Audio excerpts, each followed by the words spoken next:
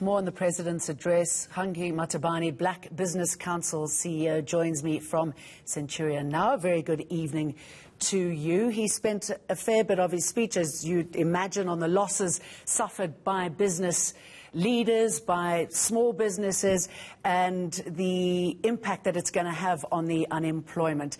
Did he say anything that gives you any confidence as far as rebuilding the economy is concerned? He said the army's going to be there to help. It's going to take more than that, isn't it? Evening, Jane and the viewers. Firstly, we would like to pass our condolences to the families of the departed. I think the speech was balanced because the immediate challenge now is to bring the country to where it was, normalize the situation, and I think hence we've welcomed the deployment of the army just to stabilize the issue.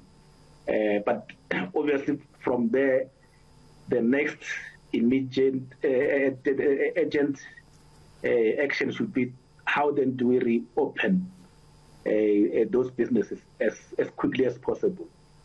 And he has touched on some of the things. The first one is the relief. And then I think the relief that I didn't hear him touching is the relief that we've raised at NETLEC to say the government should consider using UIF and TERS to compensate employees who have lost their jobs, because some of the malls and the businesses are likely to take a little bit of time. The ones that, for example, were banned, they need for example, structural engineers, electrical engineers, and other professionals before they reopen, which may be 6 months to a year.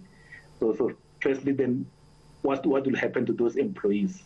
We have to utilize the UIF to at least meet them halfway. I mean, you're right that money needs to come back. Excuse me, jumping in here. I mean, there are quite a few factors to what happened to the writing, but I mean, there are a lot of people who have no food, they have no money. He spent quite a bit of time talking about how the army is going to help with the supply of goods, which will help the supply chains. I mean, that's obviously incredibly important to help businesses start.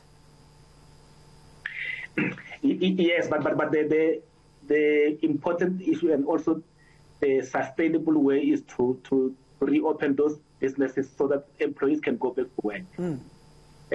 Because the giving them 350 there, this and that, is not sustainable, because then people are depending on handouts. The sustainable way is to reopen those businesses, get people back to work so that they can provide for themselves, they can provide their families and take their kids to school. So the other relief I think that we've raised when we met at NETLEC is and I'm glad they are considering something like that.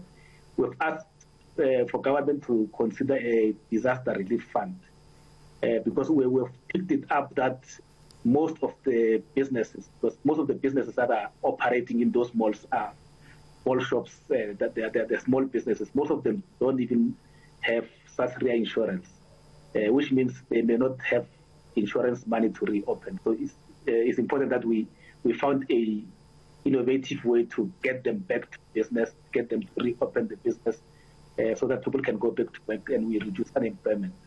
I mean, in Durban alone, it's estimated that something like 50,000 informal traders have been affected. We know that the price of fuel is going to go up because of that, because of what's been happening on the streets. That'll have a dramatic impact. I'm just going to put to you what COSATU said, and I'm just wondering how you feel about this. They say that the government has no choice but to abandon its austerity framework, choose an expansionary fiscal policy framework. Do you agree? Yeah, I agree. We can't go to austerity when, for example, we are still struggling to recover from the impact of COVID, and now we've got this disaster that has happened.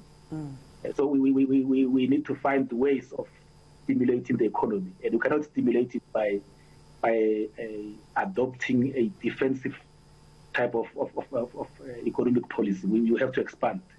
And obviously a lot of people who've lost their jobs, they're not going to be putting money back in the economy.